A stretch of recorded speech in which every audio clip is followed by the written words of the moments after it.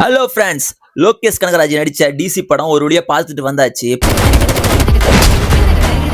படம் உண்மையாலுமே நல்லா இருக்கு ஃப்ரெண்ட்ஸ். நான் கூட ட்ரைலர் டீசர்லாம் பார்த்து படம் நல்லா இருக்காது அதான் நினைச்சேன். உண்மையாலுமே சொல்றேன், அப்படிதான் நினைச்சேன். நான் அப்படியே ஷாக் ஆயிட்டேன். ஆனா அந்த தாட்டை அப்படியே மாத்திருச்சு இந்த படம்.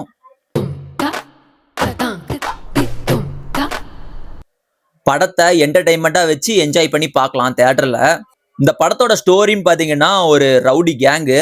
அந்த ரவுடி கேங்க பிடிக்கிறதுக்குன்னே ஒரு போலீஸ் குழு அமைக்கிறாங்க. அந்த குழு அந்த ரவுடி கேங்க பிடிச்சா இல்லையா இதுதான் கதை. இதை பேஸ் பண்ணி தான் ஸ்டோரி போகுது. இதுக்கு நடுவுல அவங்க டிராவல் பண்ற இடத்துலலாம் நடக்கக்கூடிய சம்பவங்கள் என்னென்ன அதெல்லாம் கதையில காட்டியிருப்பாங்க. படத்தில் லோகேஷோட நடிப்பு அவ்வளோ பெருசா இல்ல.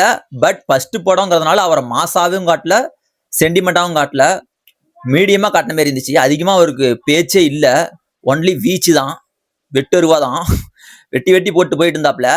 அது மாரி தான் காட்டினாங்க. நான் சொல்றேன், அது மாரி தான் காட்டினாங்க.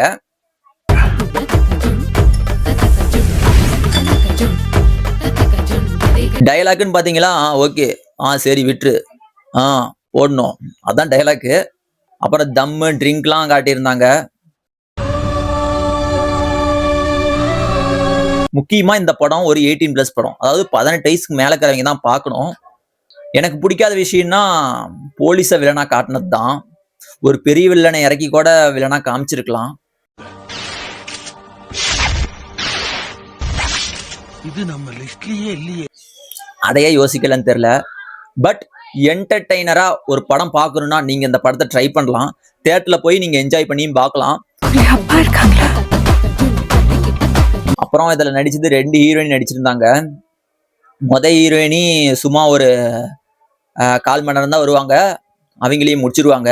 அடுத்த 2வது ஹீரோயினி படம் முழுக்க டிராவல் பண்றாங்க. அவங்க பண்ற சீன்லாம் கொஞ்சம் இன்ட்ரெஸ்டா இருந்துச்சு. லோகேஷ் அண்ணனோட ஃபர்ஸ்ட் படம் பெஸ்ட் படமா இருந்திருக்கு.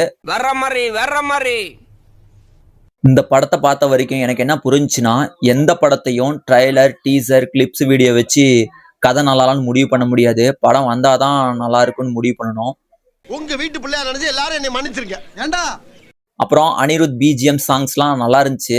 படத்துல நல்லா கனெக்ட் ஆயிருந்துச்சு. எனக்கு பிடிச்சிருந்துச்சு, மற்ற பேருக்கு எப்படின்னு தெரியல. நீங்க கருத்துள்ள கதையுள்ள படம் பார்க்க போகணும்னா இது உங்களுக்கான படம் இல்ல. இதுவே நீங்க ஜாலியாவும் ஒரு எனர்ஜியா ஆக்ஷன் நிறைஞ்ச படத்தை பார்க்கணும்னா இந்த படத்தை நீங்க பார்க்கலாம். மறக்காம இந்த வீடியோ பிடிச்சிருந்தா வீடியோக்கு லைக் போட்டுக்கோங்க, நம்ம சேனலை சப்ஸ்கிரைப் பண்ணிக்கோங்க.